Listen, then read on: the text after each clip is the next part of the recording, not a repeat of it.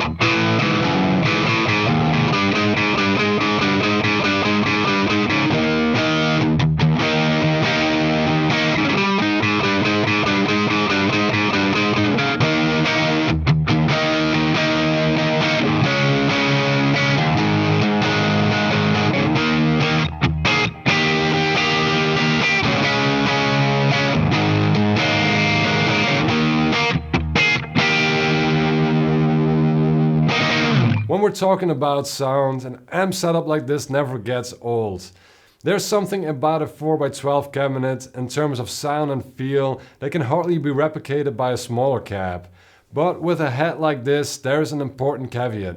A plexi head like this has no master volume, so once you got your sound all set, there's no lowering the volume without changing the sound.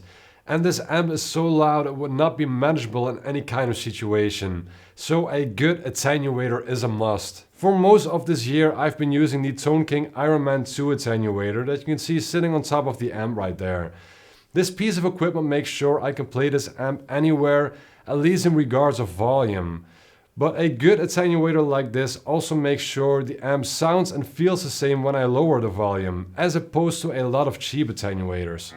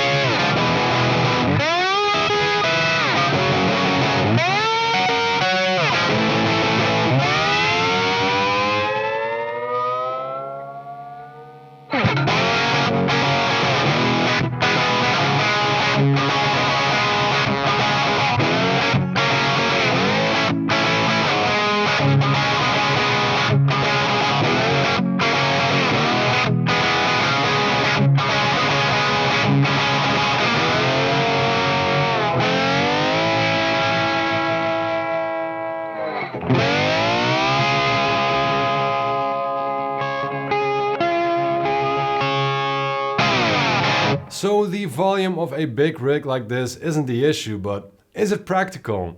And in my opinion, more than you would expect. Of course, it's bulky to lug this thing up and down stairs, but the rest of the way this thing rolls. For shows where there's enough space, I even prefer to bring this over my smaller rig. Once I get this cabinet out of the car, I just have to roll it backstage, put the head and attenuator on top and connect all the cables. Then when it's time for build up, I just have to roll it into its designated spot on stage and connect the power. And that workflow is a lot quicker and easier than with my 2x12. Of course, I don't bring a setup like this to a bar gig, and there are plenty of other gigs where this will be less suited. You need a clear path to the stage and a stage with enough space. But for more than half of the shows I played the past year, this worked out fine.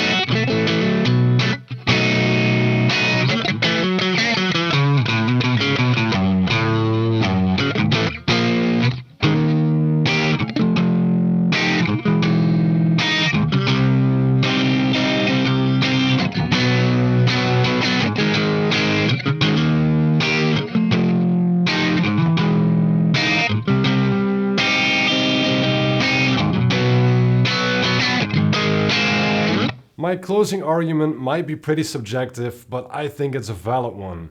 I play in a band that is mostly inspired by the music of the late 60s and early 70s. There's simply the visual aspects, the aesthetics of a rig like this. It looks like the amps that I've seen my guitar heroes use on stage. Of course, I did not buy this rig a few years ago just for the looks.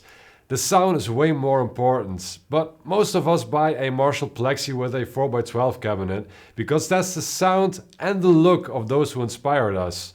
And the same goes for the audience. Not all, but plenty of people coming to see my band like to see an amp like this because it's part of what they expect and what excites them with this type of music.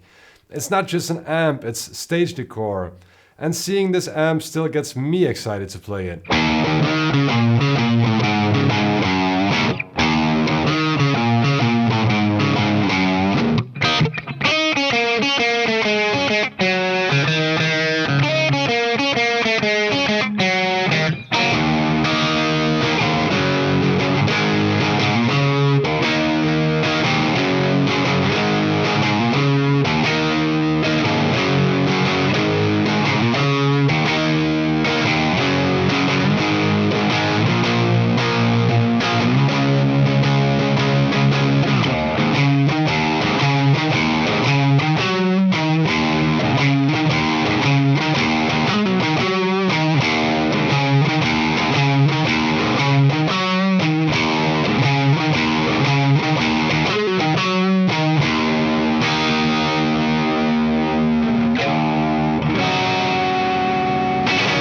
So, is an amp setup like this still useful these days? If it suits the kind of music and shows you're playing, I think it absolutely is. And I have to admit, it surprised myself to some degree. I thought I would at least get some angry looks by sound engineers, but I never did. I've had no issue taming the amp's volume to a degree that it's both workable for the sound engineer as well as myself. And so far, each sound engineer has liked the sound coming out of this amp, and needless to say, so did I.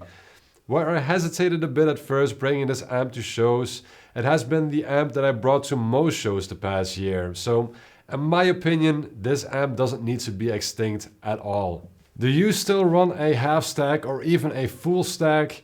Let me know your stories in the comments below. Please like, subscribe, hit the bell icon, and I'll see you next time.